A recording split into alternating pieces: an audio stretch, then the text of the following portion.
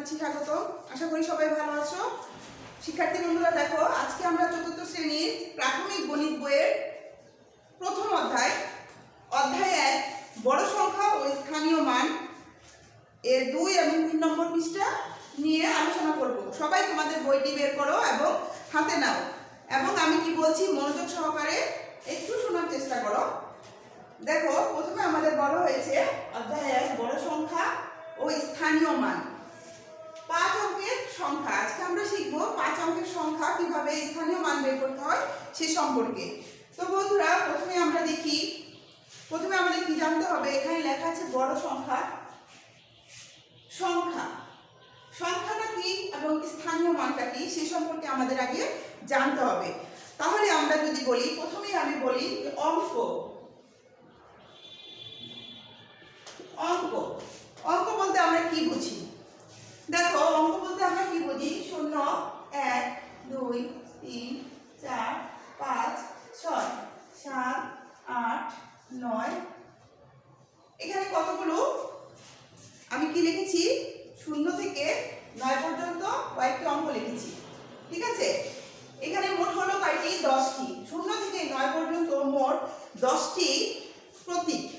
প্রতীককে কি হয় বলে? অঙ্ক বলে। 0 থেকে 0 1 2 3 4 5 6 7 8 9 এই 10টি প্রতীককে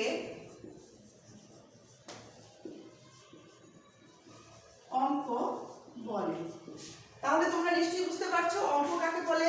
0 থেকে 9 পর্যন্ত যে 10টি প্রতীক আছে সেই সবগুলো কি বলে? অঙ্ক বলে। এবার আমরা চলো শিখি সংখ্যা কাকে বলে।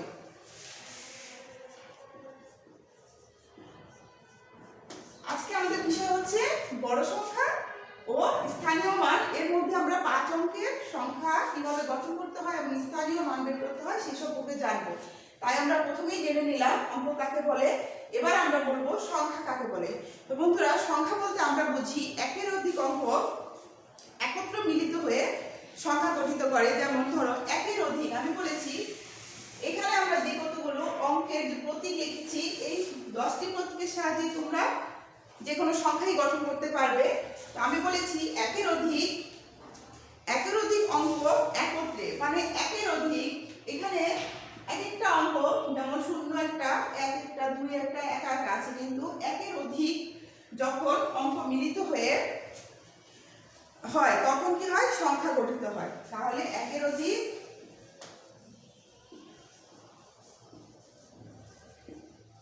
অঙ্ক মিলিত হয়ে সংখ্যা গঠিত হয়।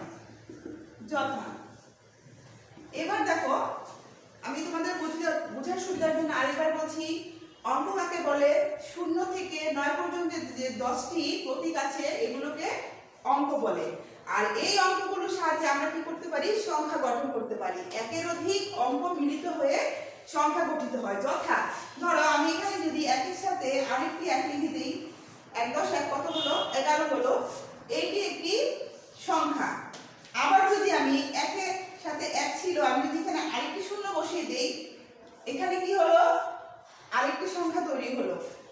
এভাবে তোমরা এই অঙ্কগুলো ব্যবহার করে তোমাদের ইচ্ছে মতো সংখ্যা গঠন করতে পারবে। তো বন্ধুরা, চলো স্থানীয় মান। এবার আমরা কি বুঝবো? স্থানীয় মান কাকে বলে। স্থানীয় মান বলতে আমরা কি বুঝি?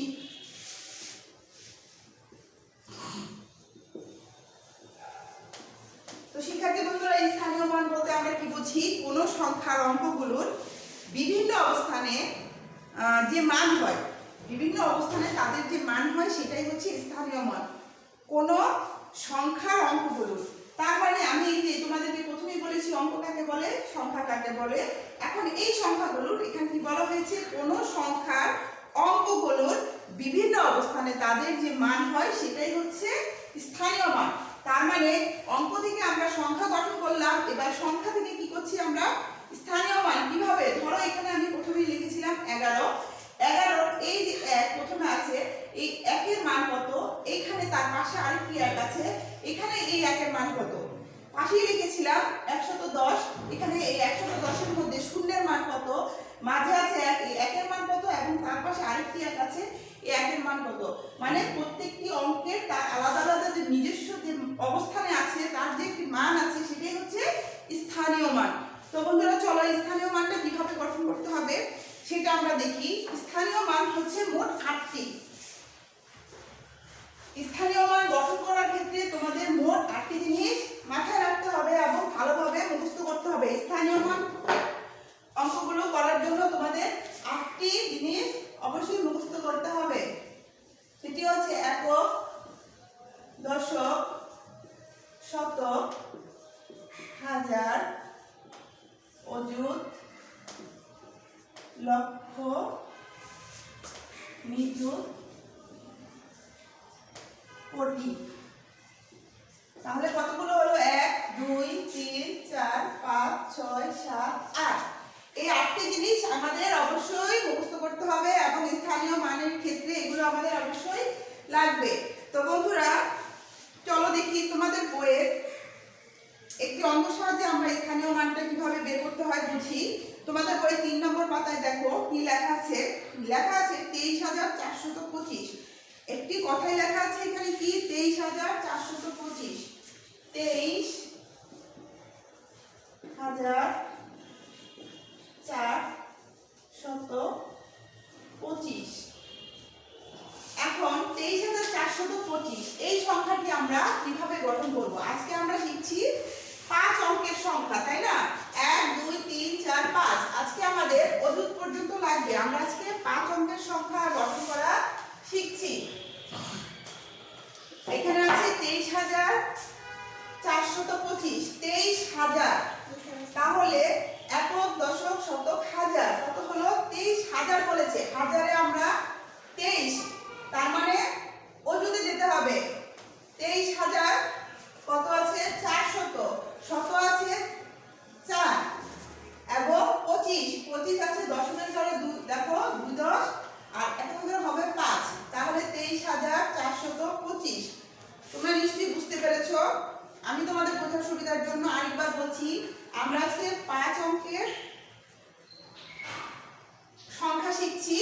তাহলে আমাদের প্রথমেই শিখতে হবে একক, দশক, শতক, হাজার, অযুত। প্রথম অঙ্কটি বলা আছে 23,425। 23,425। প্রথমে আমরা 23,000 বলেছে, এই জন্য হাজার পর্যন্ত গুণে 23 লিখেছি। দশক 400, তার মানে শতকের 10, শতকের নিচে আমরা কি লিখব? 4। 4 শতক বলেছে, এই জন্য শতকের নিচে 4 লিখেছি এবং 25 হচ্ছে দশক আর একক মিলে এখানে 25। তাহলে এইভাবে কিভাবে আমরা এখন কি স্থানীয় মান নির্ণয় করব? দেখো প্রথমে 5 আছে কত? এককের ঘরে। আমি প্রথমেই তোমাদের বোঝার সুবিধার জন্য উপরে একক, দশক করে লিখে দিয়েছি। 5 আছে এককের ঘরে। তাহলে আমরা কি লিখব? 5 একক। এককের সংখ্যাটি যা আছে সবসময় তার অবস্থানটি একই থাকবে। এককের ঘরে যে সংখ্যাটি থাকবে তার অবস্থান সর্বদাই একই থাকবে। 5 একক হচ্ছে 5ই হবে। এরপর দেখো কি আছে? একক, দশক। 2 আছে দশকের ঘরে। তাহলে আমরা লিখবো এখানে 2 দশক। তার মানে এখানে 2 আছে, 2 লিখবো এবং তার পাশে একটি শূন্য লিখবো। এক্ষেত্রে তোমরা একটা জিনিস লক্ষ্য করবে, আমরা যতগুলো সংখ্যা বাম দিকে যাব এবং এই পাশে ডানে একটি করে শূন্য বেড়ে যাবে। এখানে আমরা প্রথমে 2 দশক, এখানে 2 এর সাথে একটি শূন্য দিয়ে দিলাম। তারপরে আছে 4। 4 আছে শতকের ঘরে। 4 শতক। তার মানে এখানে 4 হবে এবং সাথে কয়টি শূন্য হবে? 2টি শূন্য হবে। আবার বলছি, প্রথমে এককের ঘরে যে সংখ্যাটি থাকবে, এককের ঘর সর্বদা একই রকমই থাকবে, এর কোনো পরিবর্তন হবে না। এবং দশক থেকে শুরু করে আমরা যত দূর বামে যাব, এদিকে ডান দিকে আমরা একটি করে শূন্য বেশি দেব। এরপরে আছে দেখো 3,000। এখানে কিন্তু 3,000-এর ঘরে আছে, কিন্তু আমাদের পূর্ণ সংখ্যাটি হচ্ছে 23,000। তাহলে আমরা এখানে 3,000 লিখতে পারবো না। তাহলে কি লিখব? 3,000 লিখব। হাজার লিখে এখানে আমাদের একটু গ্যাপ রাখতে হবে। এখানে কি আছে 23, যেহেতু 3000 মান এখানে নেই, এখানে আছে পূর্ণ সংখ্যাটি হচ্ছে 23000, আমরা অজুতে গিয়েছি, তাহলে এখানে 2 আছে অজুতের ঘরে, লিখতে হবে 2 অজুত। তাহলে হাজার আর অজুত মিলে এই দুইটা শূন্য, দুইটা সংখ্যা পূর্ণ সংখ্যা মিলে কত হলো? 23000।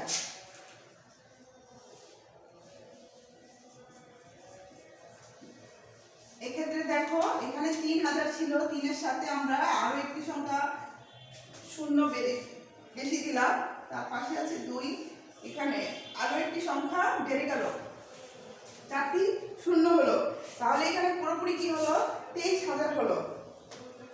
আরেকবার লক্ষ্য করো বন্ধুরা, একক, দশক, শতক, হাজার, অযুত এভাবে লিখে আমরা, আমাদের বলা হয়েছে 23425, তাহলে 23000 একক, দশক, শতক, হাজার, 23 সংখ্যাটি লিখতে আমাদের দুটি সংখ্যা প্রয়োজন হয়, 2 10 3। এই জন্য আমরা কি করব? হাজারে, যেহেতু আমাদের 3 হাজারে থামে, কিন্তু আমরা 3000 2 10 3 23 সংখ্যাটি লিখতে পারছি না, আমাদের আরেকটি ঘর সামনে যেতে হবে, অজুতে যেতে হবে, তার মানে 2 অজুতে বসবে 2 এবং হাজারের নিচে বসবে 3। শতকের নিচে আসলে বলা হয়েছে 4 শতক, এই জন্য আমরা এখানে 4 লিখেছি। দশকের নিচে আমরা লিখেছি 425 বলেছে, 2 আর 1 এর নিচে হবে 5, তাহলে হলো 23425। এখন আমরা এটার স্থানীয় মান বের করব, তার মানে 5 সংখ্যাটির স্থানীয় মান কত? 2 এর কত, 4 এর কত, 3 এর কত আর 2 এর কত। তাহলে 5 একক, আমি প্রথমে বলেছি এককের ঘরে যে সংখ্যাটি থাকবে তার স্থানীয় মানের কোনো পরিবর্তন হবে না, সেটা সর্বদা একই থাকবে, তার মানে 5 একক 5ই হবে। 2 আছে দশকে, 2 দশক, 2 এর সাথে একটি শূন্য দিতে হবে। এরপর থেকে আমরা যত সংখ্যা বাড়বো একটি করে শূন্য আরো বেশি দেব। 4 আছে শতকের নিচে, 4 শতক, 4 দিয়ে আমরা আরো দুটি শূন্য দিলাম। এবার আছে 23 আছে, 3 আছে দেখো হাজার, 3000 এর ঘরে, যেহেতু 3000 সম্পূর্ণ সরাসরি লেখা যাবে না, কারণ আমাদের এখানে 23000 বলা হয়েছে। 23000 দুটি সংখ্যা মিলে একটি হলো, তাহলে 3000 লিখে এখানে একটু জায়গা খালি রাখবে এবং 3 এর সাথে আরো 3টি শূন্য দিবে। এরপরে আছে 2 অযুত, 2 10 3 কি হলো? 23 হলো, 23000, তার মানে এখানে অযুতের ঘরে যখন 2 লিখলাম তার পিছনে আমরা আরো একটি শূন্য বেশি দিব। তো বন্ধুরা, এইভাবে তোমরা তোমাদের বইয়ের 3 নম্বর পৃষ্ঠার একের যে অঙ্কগুলো আছে সেগুলো তোমরা অবশ্যই বাসায় করবে এবং অঙ্কে লেখা। 2 নম্বর হচ্ছে অঙ্কে লেখো। অঙ্কে লেখো আমি আরেকবার বুঝিয়ে দিচ্ছি, দেখো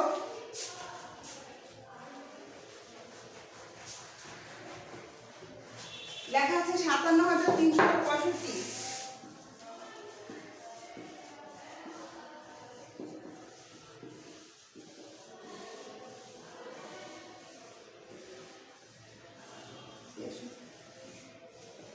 আচ্ছা 57000, তাহলে আমাদের কি করতে হবে? একক, দশক, শতক, হাজার। 57 লিখতে আমাদের 5 10 7 প্রয়োজন হয়, কিন্তু আমাদের হাজারের নিচে এখানে 57 আসছে, হাজার এখানে 57 লেখা যাবে না, যেহেতু 57 লিখতে দুটি অঙ্কের প্রয়োজন, তাহলে আমরা অজুতে যাব, তার মানে এখানে অজুতের নিচে হবে 5 এবং হাজারের নিচে হবে 7। এরপরে আছে 57300, শতকের নিচে কি হবে? 3 শতক বলেছে, তার মানে এখানে হবে 3 এবং 3 শতক 63 বলেছে। দশকের নিচে হবে 6, এককে হবে 3, 57363।